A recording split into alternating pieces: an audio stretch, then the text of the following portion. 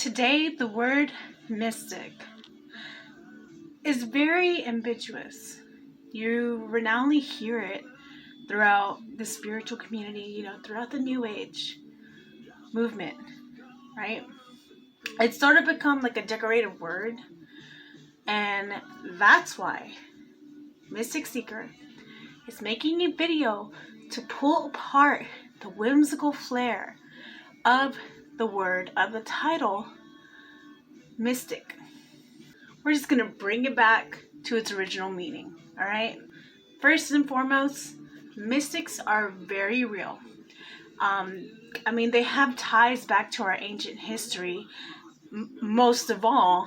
Where's it derived from, in other words? Where do you think mystic derives from? It's not just something that came to be in the New Age movement. This is something that has predominantly had its practice, had its cultural views, had its cultural impact on our society and on our viewpoint of most of our religions today.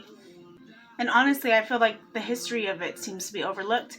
But lucky for you, this isn't a history video. This is just a simplified version of what mysticism represents and what it is. And also, if you want to stick around for a little bit longer towards the end of the video, I'm actually going to talk more on a little bit like a personal basis about my experience of mysticism. And just go ahead and get tuned in, zone out the world with me, and let's dig into this together. All right, so let's go ahead and simplify mysticism.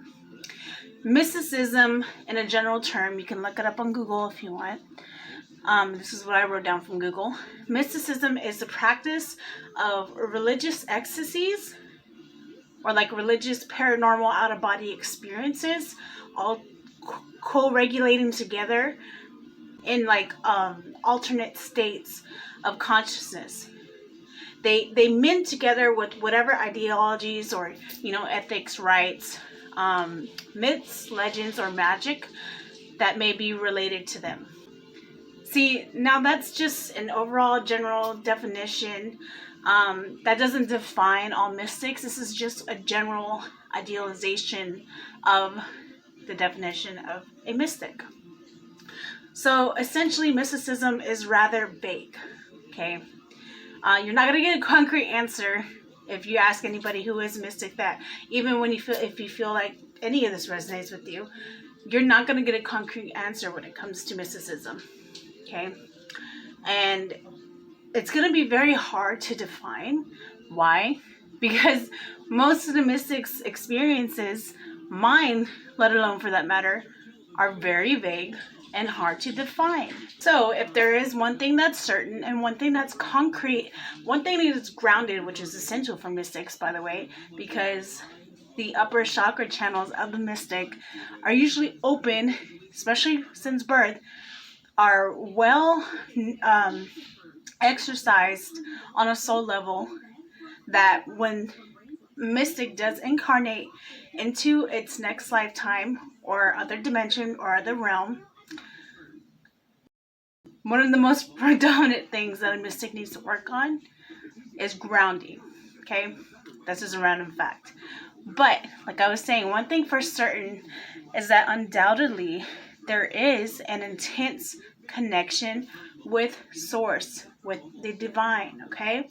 Mysticism allows one to explore their faith without sticking to some sort of dogmatic practice, to tap back into its true soul expression, which is truth, predominantly, the overall thing. When it comes to mysticism, it's not so much about understanding the divine, because, even from a personal perspective, I can study all I want, I can have all the books and whatnot, but it's about actually experiencing and being open to the experience itself. Needless to say, it's about feeling it, okay? Our experiences should not be put under the level of expectations, right? Because when you expect something, you start to polarize the experience itself. You start to work against natural laws. So yes, experiences are predominantly the epicenter of our spiritual life. of the spiritual experience of being a mystic. And most likely, if you resonate with this video already this far, it most likely means that you're already born with this cosmic seed inside of you. And a big part of the stars, believe it or not, has a lot to do with it. And this is why I am studying astrology, cosmology, natal charts, and whatnot, because maybe that's something to get into another time. Not so much right now. But let's just say yes, point blank, the stars, what time you're born, where you were born, what fixed stars were in your alignment around the time you were born, play a big part in what your soul path as a mystic would be. The thing is about mystics, they do not dabble into spirituality lightly. Sure, they may be distracted from the world until they wake up. And what happens when they wake up? Brutal wake-up call, alarms going off, buzzing here and there, answers here and there, synchronicities, everything just boom in the face, and there's no escaping it. And it's not to be taken lightly, because once you do awaken to your truth as a mystic, you can't just go back, right? Their missions are anything but light and cannot be chosen and turned on or off to suit their will. It's continuous, it's ongoing. Maybe for an intuitive, right? This is possible to have choice to go back into like the Muggle reality, into the 3D world. But for a mystic, it's this connection with source is continual, and it's lifelong, and it progresses in each and every soul incarnation. Now, if you feel like you are a true mystic, you come to find that source is the center of you all the time. Never leaves you. No matter even how hard you try, you could deny your connection with source, but it just doesn't go away. Doesn't. All the answers you receive, everything from the higher dimensional planes, does not go away. It hits you, and it hits you until you give yourself full service to source, to open up your essence, your soul, your heart to it, to be of service, right? So, this means just continuous deep ego shattering plunges into the states of consciousness which you are not familiar with because you have built amnesia since incarnating here, right? So this means just mind blown after mind blown and revelation after revelation, this means living out spiritual alchemy to traverse the 3D paradigm that you have been engulfed in. To have a clear understanding of your voice. Mystics are the binding souls of the physical, this world, versus the non-physical, right?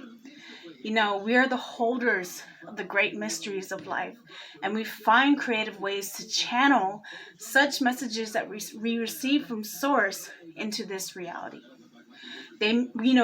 Mystics make things from the inspired interpretation of the divine into the physical. And I'll admit, for the longest time, I was embarrassed to speak on being a mystic as my truth, because even when parts of it became known, even just like little bits, like to friends or family, or to even strangers that I would just slip out and like talk about my experiences with, I was relentlessly judged, and still am, for my pursuit to be connected with the God, to be connected with source. I've had like my username mocked, I don't know how many times. Golly. And, my approach to life was deemed unethical. And I live in a very much secluded lifestyle. I live like, point blank, I live in the very much same world as the next person does. And my curiosity can come off as I'm living in some sort of la la land. And I'm not, This is just my connection with source. And, there came a point along my path that I had to claim my divinity back, to live my truth, no matter what anybody said in every way possible. I could express this.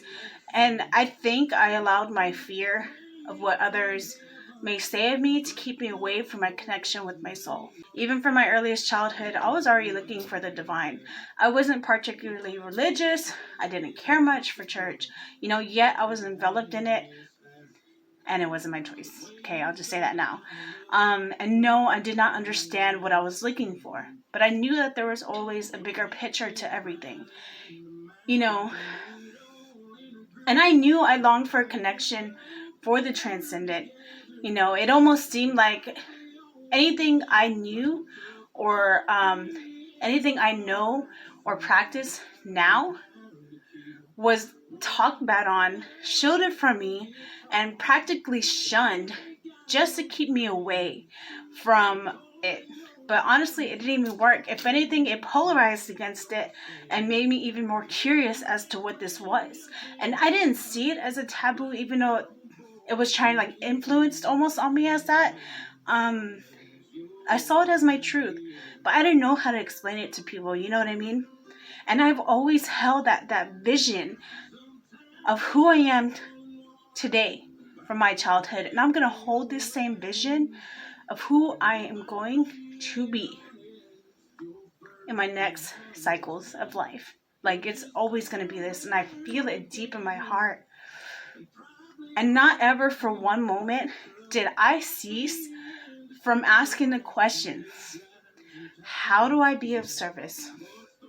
Right? How do I bring the divine into the world? How do I interpret it for others to simplify it?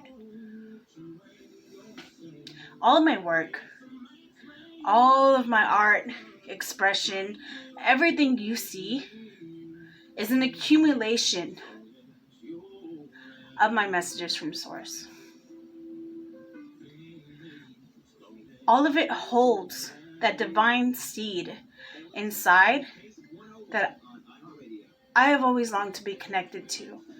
I long for true essence to manifest into the world, to manifest essence into the world. A life of a mystic is pausing to connect with your soul. You have to be willing to ask what the divine is to you, to surrender to the path. Being able to recognize bliss when it brushes up against your skin. It's as simple as that. So yeah, that concludes this video. Thank you for sticking around for watching. If you would like any more videos about mystics, please go ahead and leave a comment down below. I'll catch y'all later, seekers. I really hope you enjoyed this video and y'all found it informative. And I hope one of you resonated with it. And yeah, take care. I'll talk to you later, seekers. Bye.